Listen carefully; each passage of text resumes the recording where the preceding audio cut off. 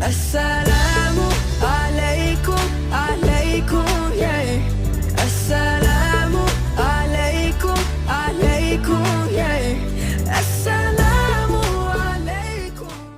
Maka malaikat maut turun ke sini. Makanya ketika sakaratul maut sudah datang, maka yang baca Quran hentikan. Kenapa? Oh, memang gitu ya. Jangan semakin kenceng. Ayo Pak, insya Allah Pak, gitu. Al-Baqarah Pak, Al-Baqarah Pak. Al-Kahfi, Al-Kahfi. Enggak lah. Yang baca Quran berhenti dulu. Kemudian digantikan dengan kita mentalkin. Antum agak ke sana dikit. Masya Allah ya. Orang yang meninggalnya kooperatif ini.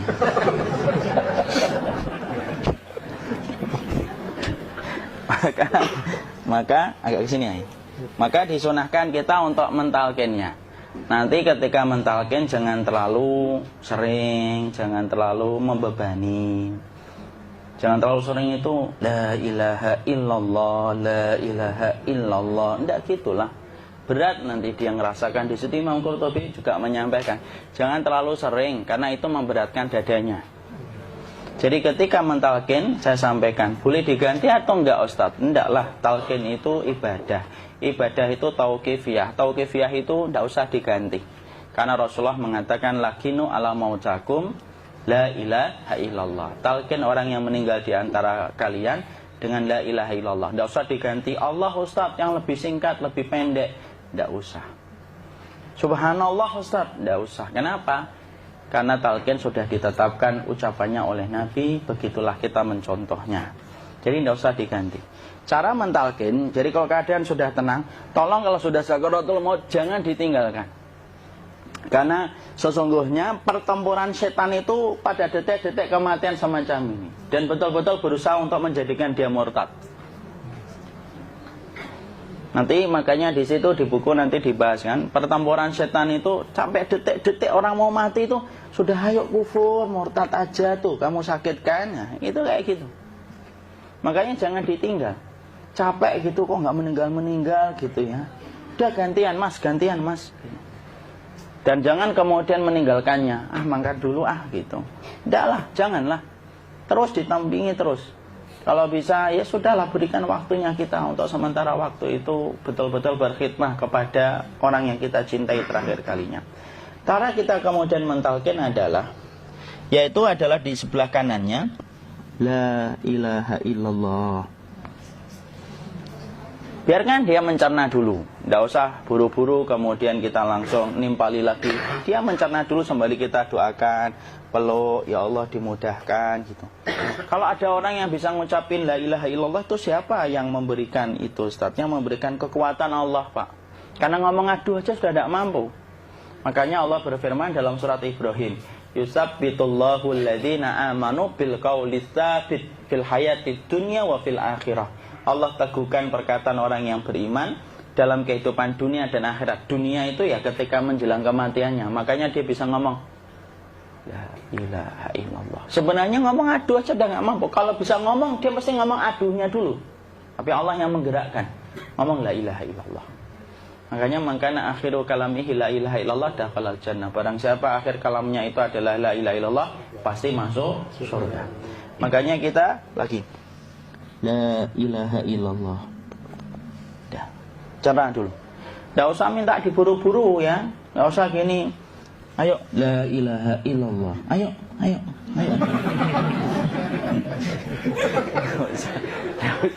Enggak usah gitu.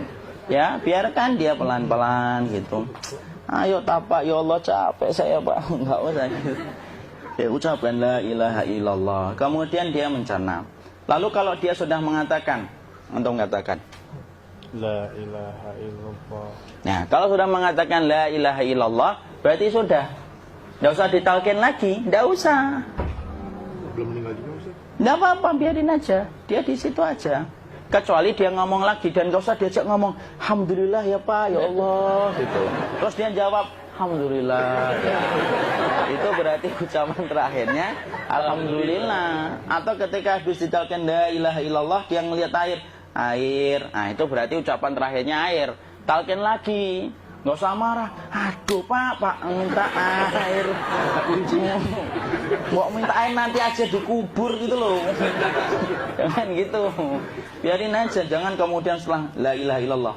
La ilaha illallah. Terus ayo tutup, awas ya ngomong lagi ya. Nggak usah gitu juga. Maka kemudian setelah la ilaha illallah sudah. Nggak usah diajak ngomong gitu. Terus kemudian tidak usah ada anaknya perempuan, ya Allah pak, sudah bisa ngomong la ilaha illallah, usah gitu. Cukup dalam hati alhamdulillah gitu. Diam kita dengerin gitu. Disitulah nanti biasanya titik dia terakhir. Dia nanti ngeliat di sini pak, prosesnya itu nanti kaki langsung sebagian jempol dingin dia. Kaki, telapak kakinya langsung kalau kita geningkan dingin kayak kaki yang kena AC langsung. Kemudian dia langsung ningkup gini. Dikit dia, mulai kaku dia. Atau kalau enggak, gini dia. Langsung kayak jatuh. Kayak kepala nanti yang paling terakhir, kepala itu pasti ada gerakannya pak. Ini meninggal itu. Pasti gitu. Pasti gitu. Karena apa? Sudah tidak ada beban ruh yang menahannya. Ya, cabut ya, set pelan, maka kemudian malaikat itu. Tapi tetap sakit lah. Walaupun dikatakan ringan, tetap sakit. Maka kemudian sakit gitu, ngelewatin sini, jantung kemudian sudah tidak berfungsi, kemudian ginjal pak, ngelewatin ginjal tidak berfungsi. Bapak bayangkan kan, kalau yang pernah sakit batu ginjal pak, sepakat nggak kalau kita batu ginjal itu sakitnya luar biasa pak? Itu baru titik batu kecil di ginjal. Kita bisa bayangkan tiba-tiba ginjal tidak berfungsi, sakitnya kayak apa pak? Tiba-tiba ginjal nggak berfungsi, pankreas naik, kemudian tek jantung. Jantung ini dia masih hidup dia, di sininya masih hidup walaupun jantungnya sudah berhenti. Naik, kemudian mata dia ngelewatin mata. Organ tubuh yang paling setia sama ruh itu mata. Maka kemudian mata dia ngelihat dia, ngelihat keluarnya, naik dia. Ya dilihat ini sama dia. Makanya Rasulullah mengatakan innar ruha idza qubida tabi'ahul basar. Ruh itu kalau dicabut, mata itu ngikutin kemana perjalanan ruh itu. Makanya ada yang meninggalnya gini. Ya itu bukan tanda su'ul khatimah. Itu tanda fitrahnya mata ngikutin ruh. Atau kemudian bukanya sedikit. Ada yang kayak senyum pak. Ada yang kesini yang keringetan. Nah, itu tanda husnul khatimah. Ada yang senyum. Jadi sakitnya setelah selesai itu plong gitu loh. Makanya kemudian ada yang tersenyum. Maka itu tanda. Kalau kita ngelihat orang yang membuka mata kayak gini, tidak usah takut. Cepat-cepat kemudian kita nanti tutup. Biasanya kalau terlalu lama, itulah yang menjadikan ini tidak bisa ditutup. Makanya harus pakai kapas akhirnya. Karena apa? Karena pas meninggal nggak langsung ditutup. Biasanya karena perawat takut, dokternya juga nggak tahu itu, dibiarin itu. Makanya ada beberapa mata yang ditutup pakai tensoplas kan? Sebenarnya kalau langsung bisa nutup dia, fitrahnya nutup mata itu. Jadi kemudian kita baca Allahumma firlahu warhamhu wa'afihi wa'fu anhu atau bismillah wassalatu wassalamu ala rasulillah, tutup. Bismillah. Tidak usah takut. Kecuali buka lagi ya, ini baru kita kabur bareng. Kalau buka lagi pak, insya Allah pak, ya Allah ya kita kabur bareng-bareng pak. Diusap pak, diusap gini. Enggak disenggol gini enggak. Begini kan, sudah meninggal dunia. Tangan boleh begini, boleh diluruskan, tidak ada ketentuannya. Boleh gini, boleh kemudian lurus. Tidak usah disalahin kalau ada yang lurus. Lu itu tangannya gimana sih? Posisikan kayak sholat. Tidak ada perintah kayak gitu. Jadi kemudian dikondisikan saja. Terus maka kemudian dipijit-pijit, akiknya dikeluarin. Kemudian jamnya dilepas, gigi palsunya dilepas kalau ada. Ya. Kemudian apa setelah itu? Coba buku.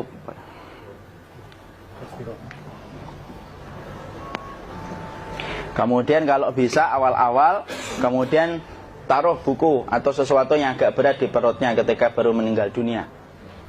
Kenapa kemudian ditaruh kayak gini? Bukan apa-apa, supaya membantu sisa-sisa pencernaan dia untuk keluar. Nanti Pak, biasanya kalau kita taruh agak yang berat gini atau kemudian kita gini-gini kan. Ini udah makan belum, akhi? Udah makan belum makan kok udah gede ya. Maka pencet-pencet kayak gini biasanya nanti ketika dimandikan, nah pas dimandikan diginikan saja. Aduh. Nah ini dia sudah keluar di belakang, dia gini. Terus nanti keluar dia. Nah ini keluar langsung di belakangnya. Dan memperlakukan orang kalau sudah meninggal dunia itu yang lembut gitu. Kenapa? Inna kasra admil mayyiti kakasri admil hayyi. Mematahkan tulangnya ketika orang sudah meninggal dunia itu lebih dia rasakan sakit ketika mati daripada ketika masih hidup. Tuh Islam itu sampai sama orang mukmin itu kalau sudah meninggal aja sampai selembut itu. Kok hidup kasar itu kebangetan dia jadi orang itu. Mau sampai orang mati itu kemudian disuruh yang lembut, kalau ada aib disuruh nutup, tidak boleh diceritain. Misalkan di belakangnya beliau ini ada tompel, gagah-gagah tompelnya gede gitu, tidak boleh cerita. Masya Allah loh, sampai segitunya sunnah itu ngajarin kita untuk nutup aib. Kalau ada orang belajar sunnah sukanya buka aib, nyari-nyari kesalahan orang, sunnah yang mana dia pelajari itu saya bingung. Makanya kemudian gini, setelah selesai maka kemudian tutup dengan kain.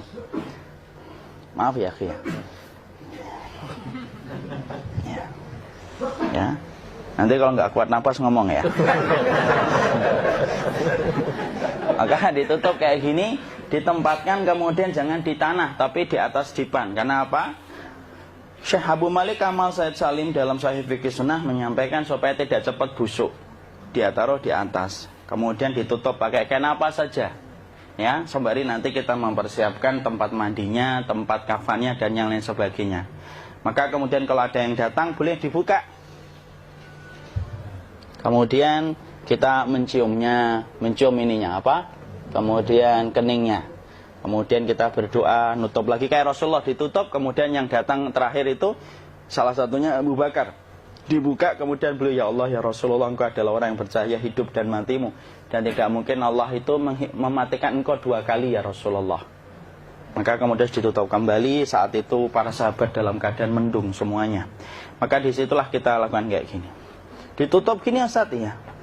Kasihan tidak bisa napas, insya Allah tidak butuh napas lagi. Jadi kemudian kita semacam ini kita persiapkan apa yang bisa kita lakukan. Nah itulah proses kematian dari sakit Sakaratul maut sampai kematian.